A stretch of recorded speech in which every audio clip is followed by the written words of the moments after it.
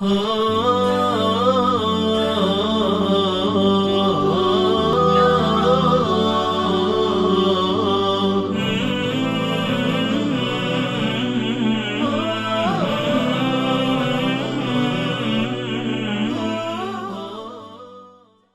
billahi minash shaitani rajim. Bismillahir Rahmanir Rahim. Assalamu alaikum wa rahmatullahi wa barakatuh. So here we are, day 25 of the blessed month of Ramadan, with only a few days left to go. And as we have been going through our series of traditions on hoping and helping us get closer to Allah and to the Qur'an, we focus our attention on a tradition from our sixth Imam, Imam Ja'far ibn Muhammad as-Sadiq, may God's peace and blessings be upon him, in which he elaborates on the reward given for those who recite the book and who make an extra special effort to memorize the book of Allah. Now we know when we look at the Muslim world, when we see young men and women and even older men and older women, that there are tens of thousands, if not millions, of individuals around the world who have committed the entire book of Allah to memory, who have memorized the entire Qur'an from beginning to end in the original Arabic, even though maybe Arabic is not their mother tongue. But this is, as we see, one of the miracles, so to speak, of the Qur'an, that even those who have a very limited connection to the language are still able to commit the entire book of 114 chapters of 6,600 some odd verses to memory. The reward is great, and the challenges are obviously as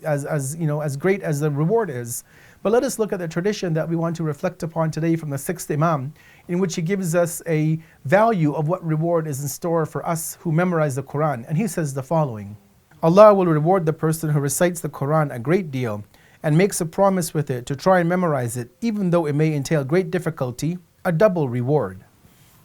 So whatever reward is promised by Allah that we might not have been able to comprehend of the recitation and memorization of the book, the sixth Imam says that a double reward. So whatever the reward may have been, he is saying that a double reward will be given to those who recite and who make it a point to try and memorize it, even though they may have great difficulty in memorizing the book of Allah.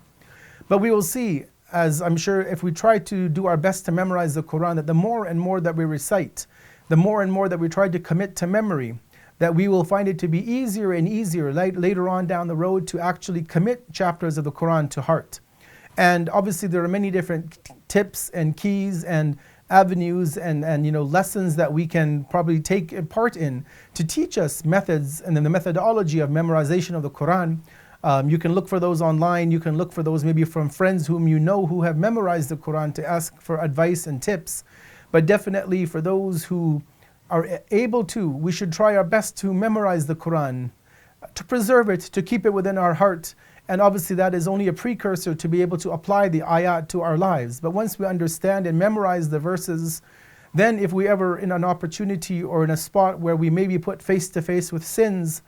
that those verses that we have memorized will come to our mind and we will remember the punishments which Allah has in store for certain sins, or we will remember the benefits, the pleasures in paradise which Allah has promised for those who perform certain actions, and that in itself will be a means to us keeping away from those sins of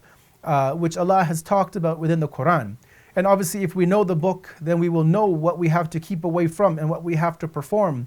and we will do our best then to make note of those verses. So we ask Allah to make it easy for us in the remaining period of the month of Ramadan to read the book and to memorize it and to commit these beautiful chapters to heart and to be able to implement the teachings within our day-to-day life. Wassalamu alaikum wa rahmatullahi wa barakatuh.